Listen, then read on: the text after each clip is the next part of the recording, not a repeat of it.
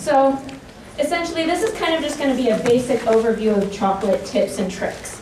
I'm not going to give you any set recipes because the tip with chocolate making is that you're never going to be able to use the same recipe twice, except for fudge. Because chocolate is a lot to taste, it's a lot with the materials that you are using at the time, and it's a lot to do with the temperature of your stove, because if your stove runs hot or your microwave has a high wattage, you're going to need to add more liquid, things like that. So this is kind of just going to be a really basic overview of some stuff that you can do, some basic ingredients, as long as some tips on how not to burn it and how not to make it seize up. And so seizing is essentially when it gets really globby and goopy and ugly and burned. And that generally happens because you add too much water, but. Okay, so there are three main types of chocolate that you actually eat. There's milk, dark, and white. Milk is my favorite. Dark is generally too bitter for me, but I can make it pretty good. And white's one of the ones I'm going to tell you to cheat on. And then once you actually have, pardon me. Once you actually have your chocolate, there's a lot of different ways that you can share it with people. You can either dip things, you can make it into truffles, fudge, or you can put it into candy molds in order to make like, you know, little hearts or teddy bears or whatever you want. Generally in animes or manga or J-dramas, when you see a girl making chocolates, it's actually that what they're making is actually truffles. They're not making chocolate. So that's why I'm definitely including truffles in this one, and it's pretty cool. And here's kind of some of the ways you can make them. Couple of the things you will need is, first off, patience. Chocolate making, you have to be extremely patient on. If you rush a step, you rush anything like that, it's going to seize and you're going to end up with a kind of loopy glob thingy that's a total waste of money and time, which sucks. And believe me, I've hit that after an entire day's worth of work.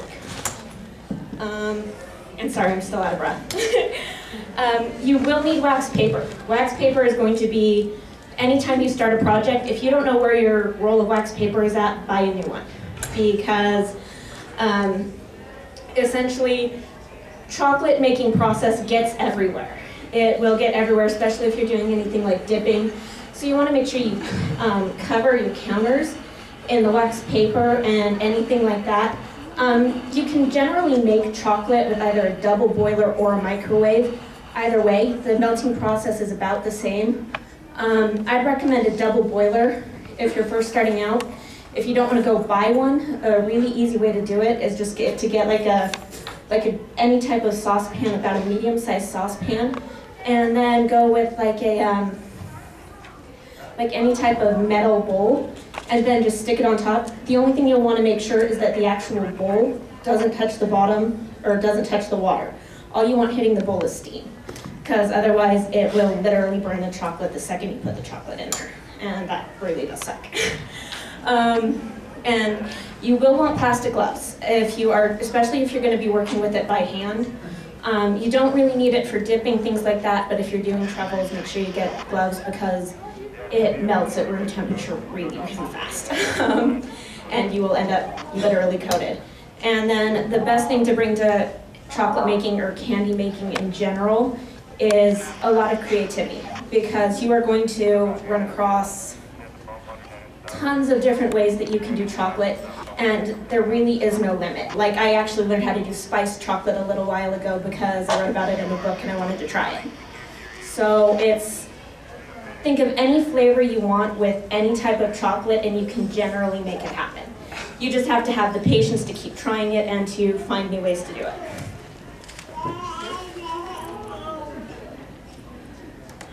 And okay, so the most difficult way to make chocolate is one I would not recommend that you start off with. It's called bean to bar, which is literally you get the raw cocoa beans and you turn it into a chocolate bar. This is really, really difficult and time consuming. I tried it the first time I tried making chocolate, and it took me like the entire day to make a bar about the size of a Hershey's bar. I kid you not. It is the time to roast the beans varies. You've got to do it under broils, and you can't get it over a certain temperature. It kills the beans, or, you know, it turns out to be a very good product, but I really wouldn't do it if you're just starting out.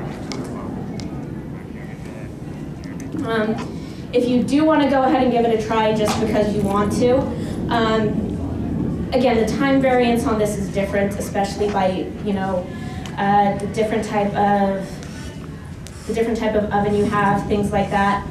And again, the different type of bean from what location it is, because if it's coming from one type of location, you actually cannot roast it for very long due to like the humidity it was raised in, all sorts of stuff like that.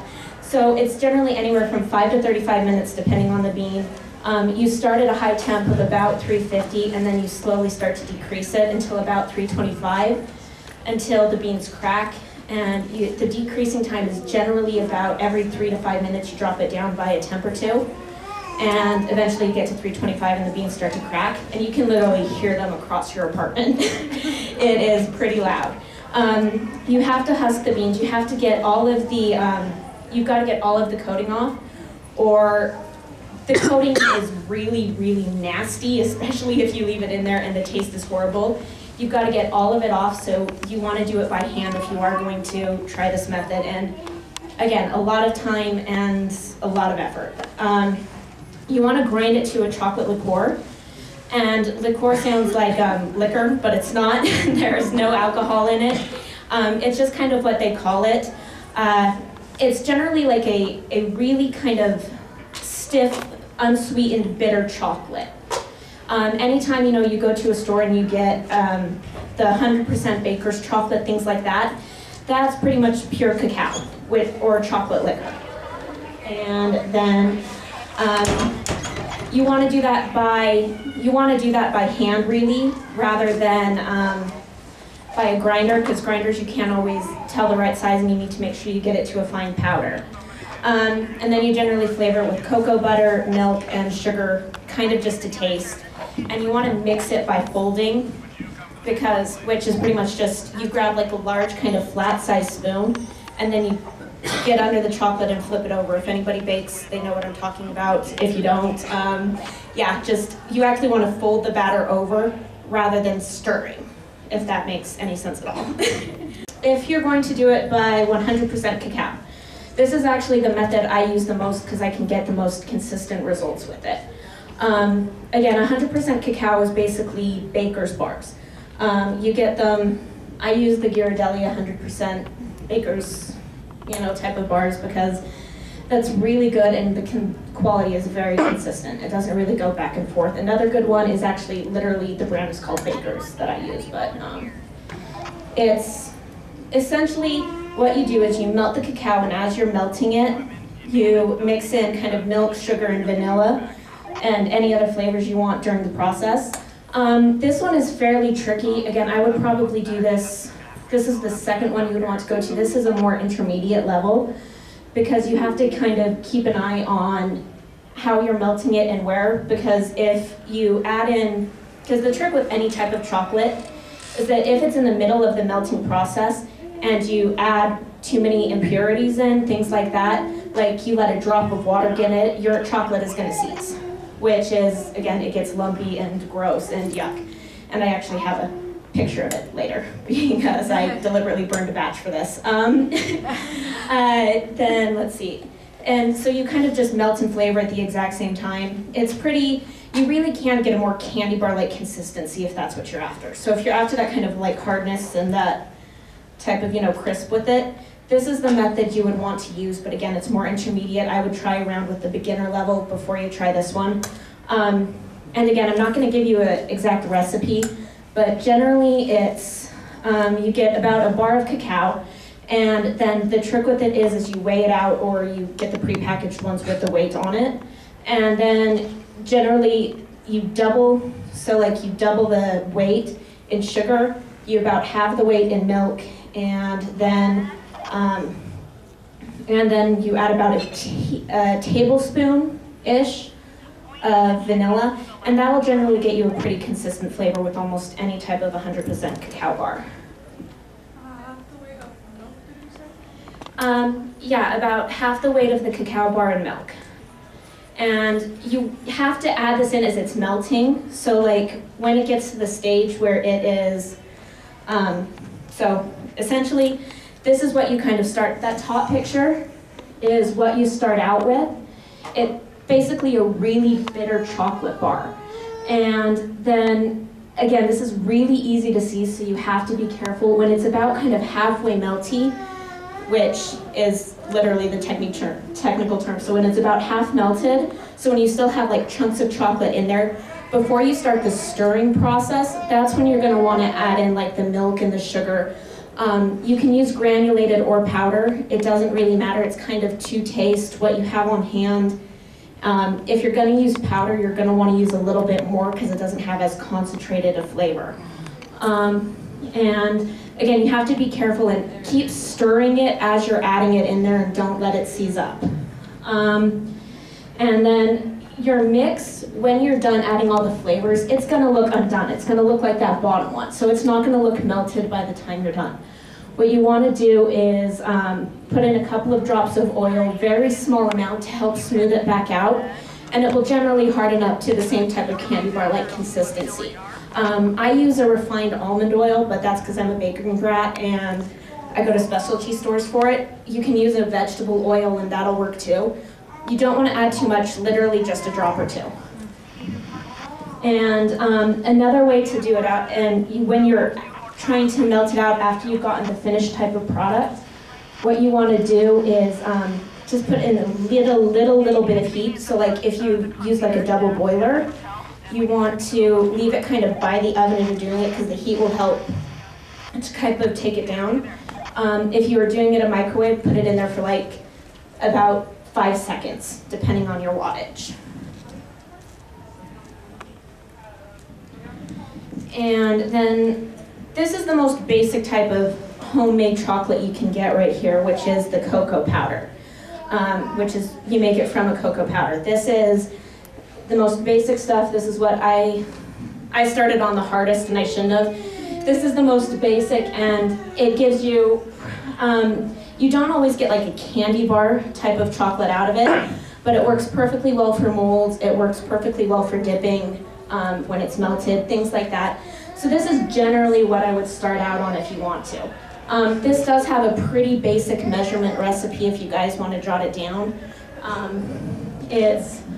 And it pretty much is to taste too. So any recipe you get, you can modify to taste if you want it more sweeter, if you want more milk in there, things like that. But generally, about a half cup of butter, 2 to 3 cups sugar, roughly 6 to 8 tablespoons cocoa powder, and about 2/3 cup of milk and a teaspoon of pure vanilla extract. And that's a big one on this. You do not want to use imitation vanilla, because if you do, you have to double and triple the recipe, and it gets really yucky, and it's really hard to set.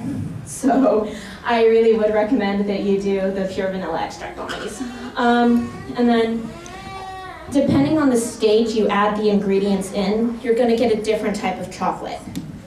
So like if you want kind of like if you melt the butter first in there before you add in any of the other ingredients, you're gonna get kind of like a gooey type of fudge as your basic product that comes out. And then you add it later in the process after you simmer the milk in the saucepan, and you're gonna get kind of like a more kind of fluffy type of fudge as your basic thing. Both of them, when chilled, will harden, and it'll generally remain hard at room temperature after that, but you're gonna get a different base product. And again, like I said, it's not always a candy bar consistency, but it is pretty good, and this is really good if you're doing a large batch too. So like say you're making it for, like say I've brought it in for office parties before. This is generally what I do because it's in large batches and cocoa will come in large quantities, allowing you to easily double or triple the recipe. And this is one of the few recipes you can safely double or triple. And again, when you're using the cocoa powder, you do want to make sure you're using the right type of cocoa powder. There's essentially 3 types. There's a basic unprocessed, which hasn't had anything put in it to neutralize the acids, so anything like that, it's very, very, it's very bitter. It will hurt your tongue. It is generally stuff you use when it's going to be a long baking process, where any type of acids will have a chance to mix in with anything like that. The other type is Dutch, which is where they will add in like neutralizing agents for the acid in the cocoa beans at the processing plant, everything like that. So it's a bit more of a milder type of richer flavor that you get out of it. And it's, I generally use Dutch when I do this because if you use the straight unprocessed, it's very, very dark chocolate that you get out of it. And it takes a lot to kind of cut it down. So I generally use Dutch. Do not use cocoa drink mixes like the hot chocolate mixes, anything like that. It is not pretty. Additionally, that type of stuff has sugar mixed in, things like that, so it gives you a really inconsistent flavor, and it doesn't really set because it's not actual chocolate. And then same for the butter, salted and unsalted will give you different types of flavors. Yeah? I'm sorry, can you use margarine, or should you just... Yeah, you can use margarine too. I generally don't, but that's because, you know, I'm a brat and I'll use the butter. But yeah, you can use salted, unsalted, margarine, anything you want. I haven't tried it with like, you know, like spreads like Country Clock or I Can't Believe It's Not Butter Yet. I haven't tried it with that, but I think I kind of want to now. Darn you for giving me ideas. Okay, and again, it is kind of just by flavor, so try it with both, see what one you like best and go from there.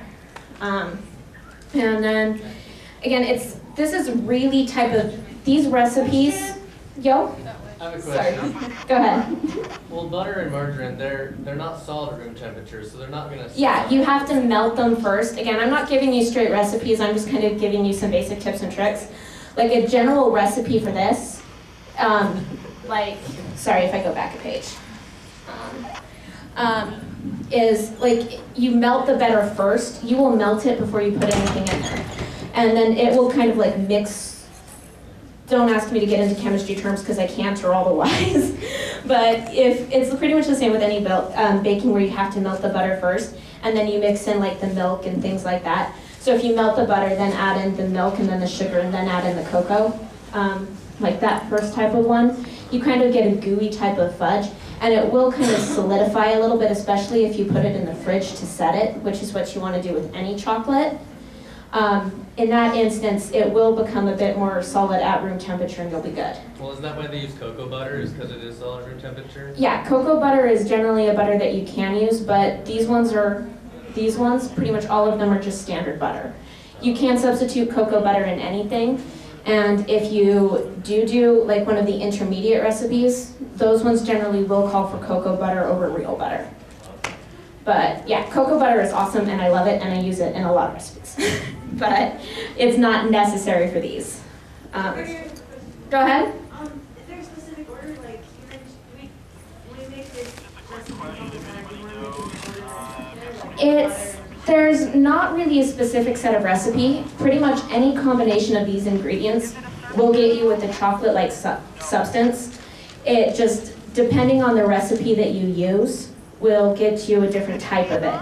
Like one of my favorite recipes for this is you actually simmer the milk first, and then you add in the butter cubed, and so it kind of becomes like a buttermilk almost, except not really. And then you kind of mix in the sugar, and then once you're waiting on that, and then once you remove it from the heat, you add in the cocoa, and then once you've got that process once you've got that stirring, you add in the vanilla to taste. That's kind of my favorite method for it actually, which is kind of why it's up here in that order. Or not really that order, but that's one of my favorite methods to do it because I can generally get a pretty good hard version out of that. But again, you can do this in pretty much anything else. Like some recipes I see call for, you don't put in the milk or the butter until the end, things like that. So it's pretty much just try it on like a basic level first, like even Google a couple of recipes and you can get some pretty good cocoa powder recipes. And then the thing with all of them is, this is generally the ingredients I use, and then you can tweak them. And yeah. So after you get a fluffy cup of fudge and put it in the mold and everything, would you cook it? Or No, just once you don't, because as soon as you get like a base chocolate product, you can pour it into molds and set it, and it's perfectly fine. Once it's in a mold, you don't want to cook it, or you're gonna burn it really easily. If you want to work on molds, and I am going to kind of go over those a little bit later too, you pretty much just pour them into the mold and forget them. Stick them in a fridge and forget them.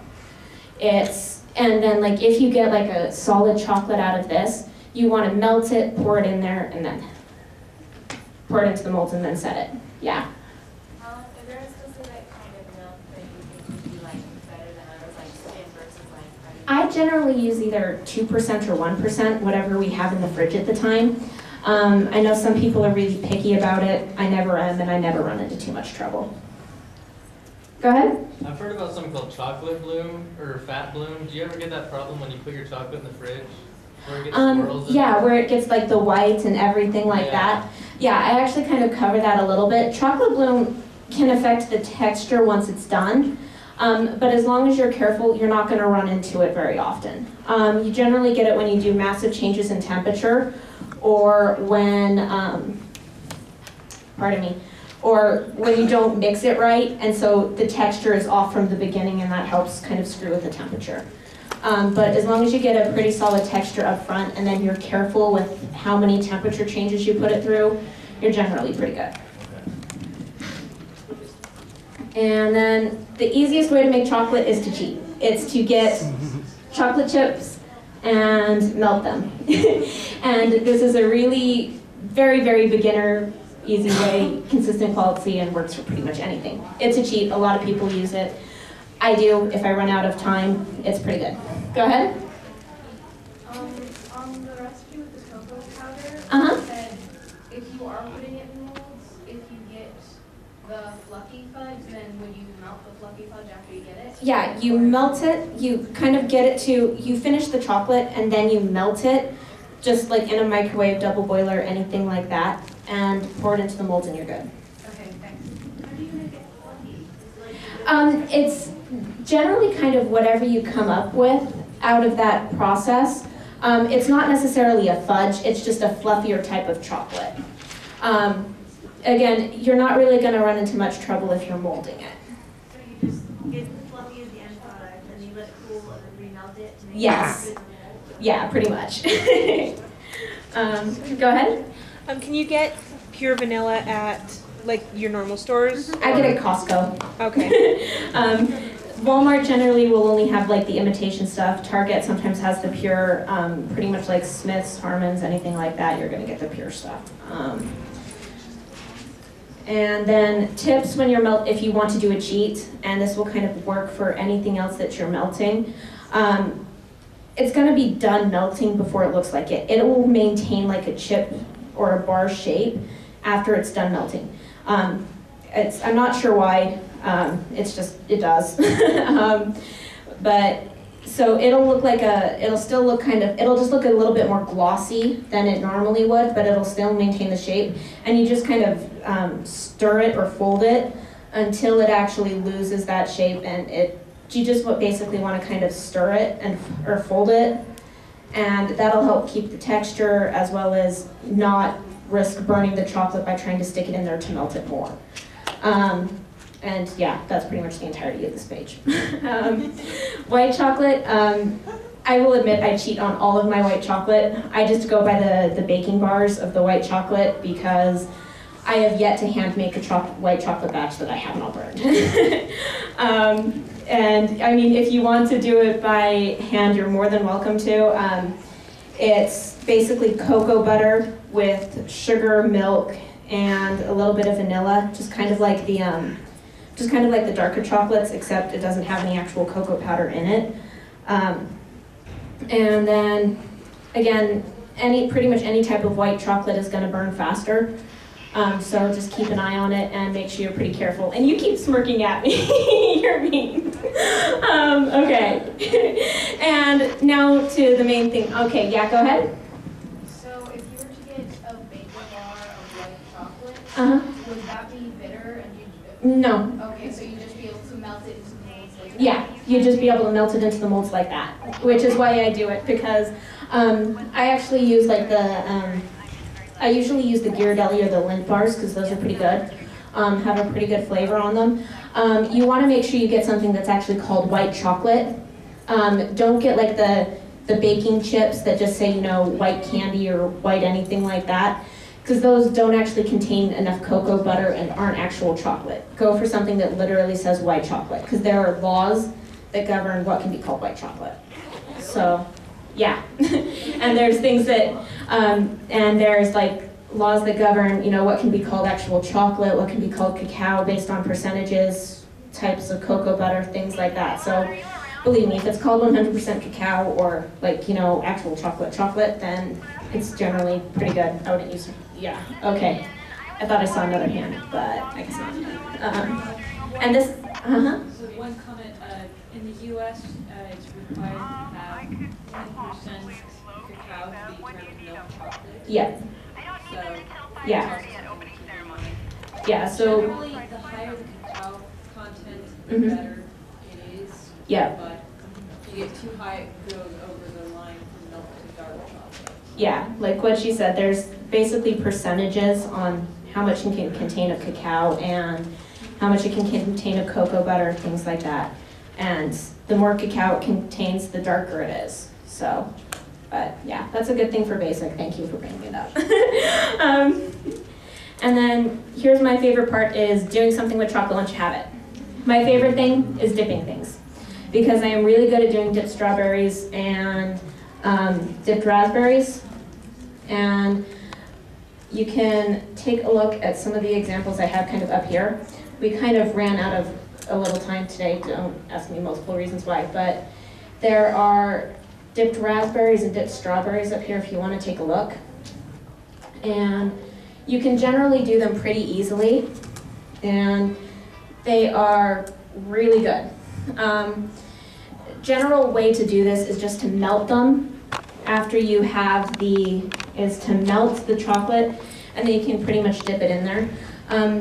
Tips and tricks for dipping any type of product, whether it's like cookies, pretzels, things like that. If it's a hard substance, you're generally going to be fine, and you can generally let them set for a while without any trouble. If you are dipping fruits is my favorite thing, but it is kind of difficult, and again, I take over kitchens when I do so, and dining rooms, and most importantly, fridges. Milk chocolate, when you are dipping things, milk chocolate will stay in a melted state longer, which is pretty much just, it's in the state that you need to be able to melt the chocolate in longer. So it's a lot easier to work with. I don't know, I just like dipping in it easier. White will solidify extremely quickly, so make sure you have everything cleaned and prepped beforehand and wax paper out to place it down on. When you are dipping things and when you're setting it, you never want to just leave it on a plate or leave it on a cookie sheet or anything like that. Make sure you put a solid thing of wax paper down there so you can easily peel it off. You generally want to do the glossy side up. And then white chocolate, like I said, solidifies pretty quickly, and I love the sonic booms here. It is awesomeness. Okay, so, and a drop or two of oil. Again, I use almond oil, but you can use vegetable oil, things like that. Will help keep the dipping chocolate smooth and maintain kind of like a good texture and gloss to it. Don't use too much though, or it won't set, no matter how many times you put it in the fridge, or it will go bad and the chocolate will be oily. So be very careful with that. And fruits will stay good for about roughly a day or two after you dip them, but the heat from the chocolate and the sugar in the chocolate will start the emulsifying process, which my roommate is awesome and taught me the word for that. I just know it makes it go liquidy. But because if you dip the berries in there, after a little while you're going to begin to get, you're going to see like liquid pooling up under the strawberries or the raspberries or anything like that, because sugar plus heat or even just sugar plus berries. We'll start working with the natural sugars and enzymes in the berries to make it go, pardon me, to essentially kind of, yeah, liquidy. It will start, it starts pulling out all the berries and you kind of get like a syrup from it. Like a cool trick if you want to use it is just cut up a bunch of strawberries or a bunch of berries and sprinkle sugar over it, stick it in your fridge, and overnight you'll have like an instant sundae topping. It's kind of like really syrupy and it's just berries and sugar. But that's the emulsifying process. Then generally what you want to do is you need to have plenty of room in your fridge because as soon as you dip these, you want to get them into a fridge. Because again, it starts the process, and being in the fridge will help keep the berries good. It will help set the chocolate so that you can sprinkle stuff on it, all sorts of stuff like that. Again, seriously, as soon as you dip them, get them in the fridge. And then leave them in a fridge or in a chilled room until you take them out to show, essentially is kind of what it is. And that'll work for generally any type of berries or strawberries.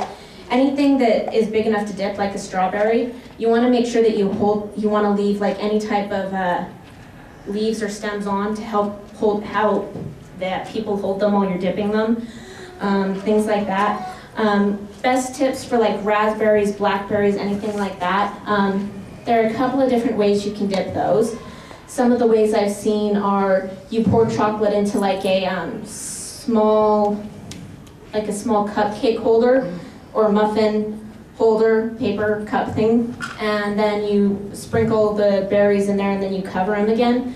That doesn't really give a lot of the berry flavor and it kind of overwhelms it with the chocolate and it becomes just like a solid thing of chocolate with a berry in the middle, which isn't my favorite. My favorite technique for raspberries, blackberries, anything like that, put a small circle of the chocolate on a piece of wax paper, stick a single raspberry on there, and then just sprinkle chocolate over the top, and it will actually stick and hold the berry into the chocolate. And there are a couple of those raspberries up top if you want to look at. Again, nobody can eat them; you can't give them out, which sucks. But and then. One of the other things that you can do is like fruit cups. Whenever you generally do like a fruit cup where you're putting multiple different types of berries in, again, just use like the cupcake or the muffin holders. Pour a little bit of chocolate into the bottom. And these cups, these ones are generally ones you want to do the cocoa powder recipes with, because it will stay looser at the beginning. And so you'll be able to put multiple things in there, and when it goes solid, it won't go as hard, so it's easier to eat, especially if you're doing like a large base. And then yeah, again, plenty of room in your fridge. You can stick things in the freezer to make it go faster. I would not always recommend it, but you can. Another thing, if you're doing like a fruit that's really sticky, kind of like a banana or a pineapple, anything like that, a tip is generally to cut them and slice them and then just drizzle chocolate over the top and stick toothpicks in. Because if you try to dip them, it doesn't always end out well and it will contaminate the chocolate for anything after, so you either have to save it for later or do the drizzle method, which is my favorite. Again, the most common type of chocolate that you see in animes, and one that's a pretty easy thing to make, is truffles. They are really good. I personally like doing the candy coating rather than the powder coating, but truffles there are a bunch of different types of truffles. Essentially, with truffles, you want to stick to darker chocolates. Generally stick to about a 50% cacao or higher, because anything below that is going to have too much milk and stuff already in it, and it's going to be really hard to get the balance with the other milk and stuff correct. It doesn't always work out well. The trick to this is the cool thing about truffles is that you can also add in a ton of different flavors. Like, any of those like little extract bottles you get at the store, like with the orange extract, the mint extract, you name it. Once you get this in like a melted process, you can add the flavors in, and it gives you a really large opportunity to do a lot of different flavors. Because you can kind of pour them into different sections and then just add the flavors into there. So you can get a bunch of different flavors out of a single batch of this. A good starter for this is about 6 ounces of dark chocolate. It can be in the melted or a bar. And then you do about 1/3 to 1/2 cup cream.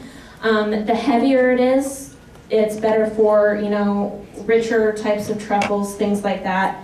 The more liquid, and of course, you know, the more cream you add in there, the liquidy your truffle is going to be. The way you, and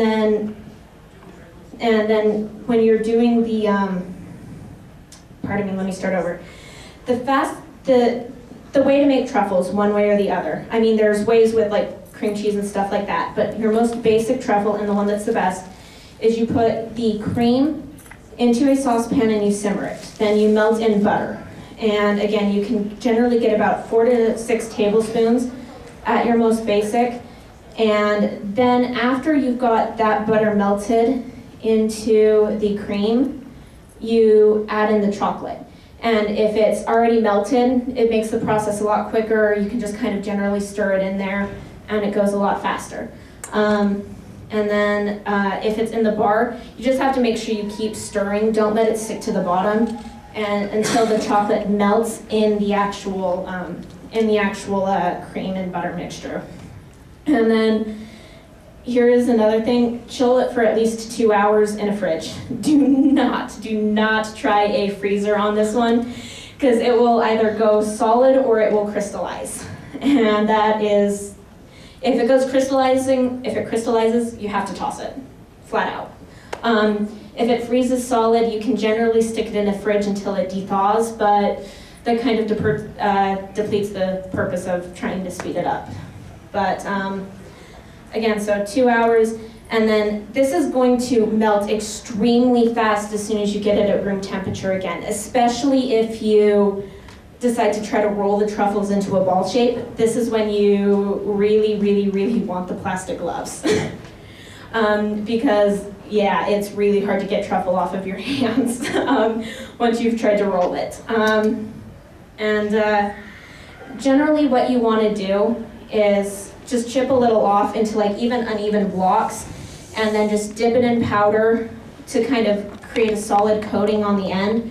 Or you can dip it in candy, which is generally just like the actual chocolate that you used, and you kind of dip it in there, and it ends up tasting pretty good. And sorry, I'm throwing raspberries everywhere.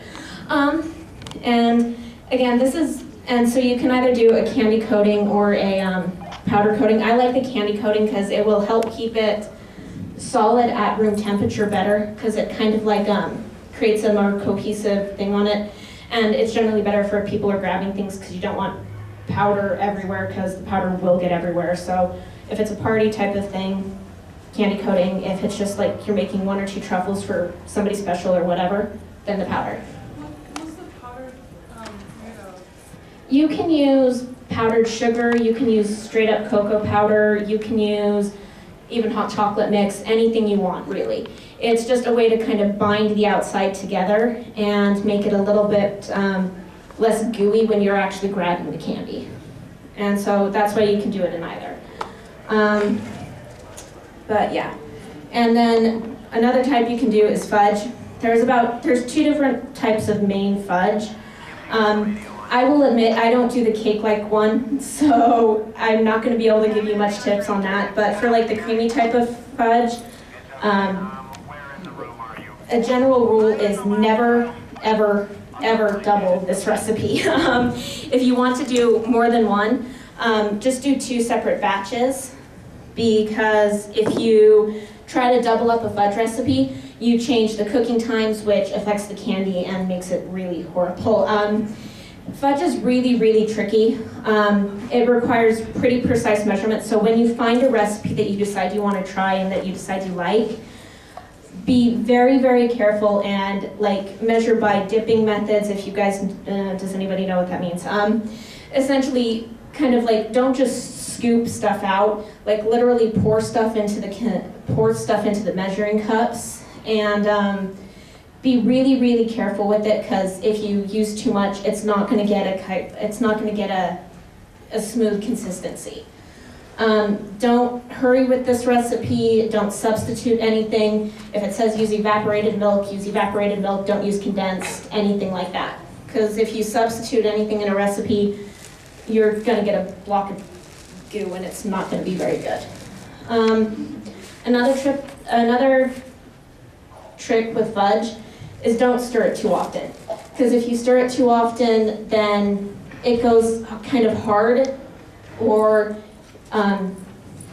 sorry, I'm brain freezing. It'll go really hard and it won't really allow you to stir it. It won't allow you to cut it. It won't allow you to form it, anything like that. Another trick is if you do want to do a fudge, try to find a smaller thing of the smaller size of crystals you can get, the better for your sugar.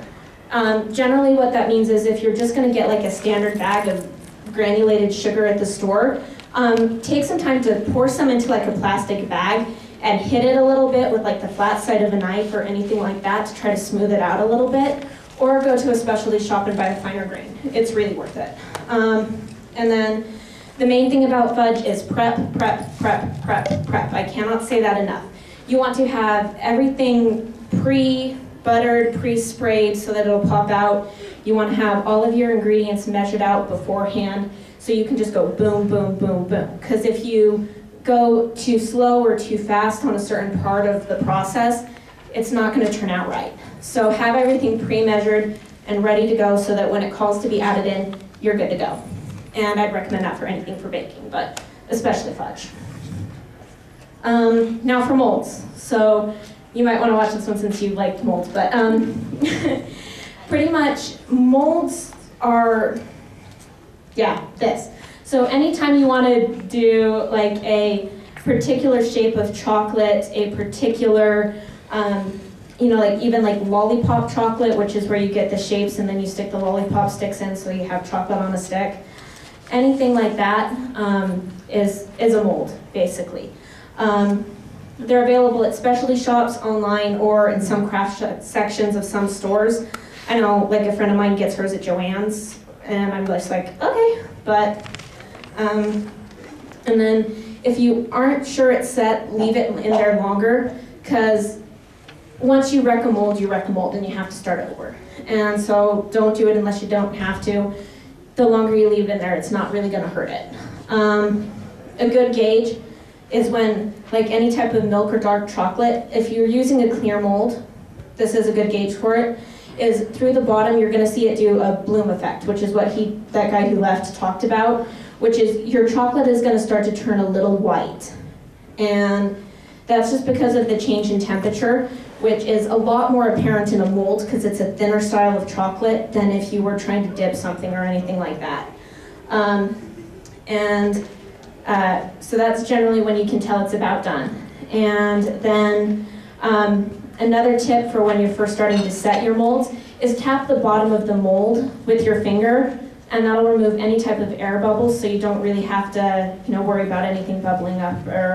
And another thing is don't wash your molds with soap, just warm water, which might sound a little weird, but it's kind of like any type of baking, any type of like stoneware baking, anything like that. You run the risk of wrecking the molds or anything like that. Additionally, if you wash your molds with soap, it will remove the glossy type of cover they have on the molds, which is what makes your molds turn out so essentially solid and shiny. And yes, that's the technical term. And then like if you say like pour a little bit too much in there so it goes over the side, don't try to clean it up front, just stick it in the fridge, let it set, and then like peel stuff or break stuff off later. Because if you try to clean stuff up early, you can just get in there and mess up like your molds, things like that, and then you have to clean it and re-pour it. So just wait for it to get dry and it pretty much cleans itself. And then pretty much decorating, like he said, pretty much any type of chocolate is going to get a bloom effect or white stuff on it. This generally comes from constant temperature change, things like that, which we brought up earlier, and it doesn't really affect the chocolate. You can still eat it, but the outside texture can sometimes be a little bit more gritty, things like that, and yeah, it happens to pretty much any chocolate. Handmade chocolates can get it a little bit more, but you don't really have to worry about it as long as you temper it correctly, and as long as you have like a solid base, you should be good. But if you do get it, and even if you don't get it, a cool thing to do is to decorate any type of chocolate or any type of candy you do, because it makes it look more appetizing and kind of draws the eyes away from any imperfections from your dipping. So like if you get, because when you dip chocolate, you're going to get streaks from where the chocolate kind of drained a little. And so a cool trick to do is to just do a couple of drizzles across the top with a different colored chocolate, which is kind of up here too if you want to take a look, or you can like pound up chocolate chips and dip it in those, again, things like that. Sprinkles over the top. I've seen some people who do really type of fancy stuff with like glazes, where they'll do flowers and glazes. Again, that's the creative part. Whatever you want to do with chocolate, you generally can do. And yeah, and so that's kind of chocolate in a nutshell. Anybody have any questions that I haven't at least touched on or anything like that? This is really a general basic overview, so if you have something in more detail, ask me now before I forget. Okay? What about carving? Carving chocolate? I have not done that, so unfortunately I would not be able to answer your question, but I would think that the best answer for that would be make sure you don't cut yourself and cut away from yourself, because bleeding is bad. Okay, anybody else? I don't know if I missed this, but what about cocoa butter? I'm not exactly sure where to get that. Or okay, where. Cocoa butter is pretty much what they do when they make cocoa is they turn it into a chocolate liqueur, which is the 100% cacao bars that you will see in the store, which is the pure baker's chocolate. What they do to get like powdered sugar, like cocoa powders and things like that, is that they will literally press that chocolate through like a pressure machine, I'm just going to call it that, sorry. And what comes out after that is it'll press out the butter through the bottom, and so it's kind of like a really concentrated cocoa taste in a butter form, because cocoa beans are one of the few things that will stay solid at a room temperature. You can generally get cocoa butter at most like actual grocery stores, or again specialty shops, or you can order it online. I order mine online, so because it's just easier for me and I don't have to run around in case somebody's out. But it's pretty much just like a lot of people use it on their skin, things like that. That's fine. I just didn't know if it was sold in stores, because I haven't really looked for it. Yeah, it is sold in stores. You can get it, but I just go online because it's easier. Okay. Go ahead. Would you mind if we went up and looked at the chocolate? No, yeah, come on up. Everybody come on up. It's good. It's I'll turn on the lights and anybody can ask questions if they want. So. Thank you, Carissa. Yeah.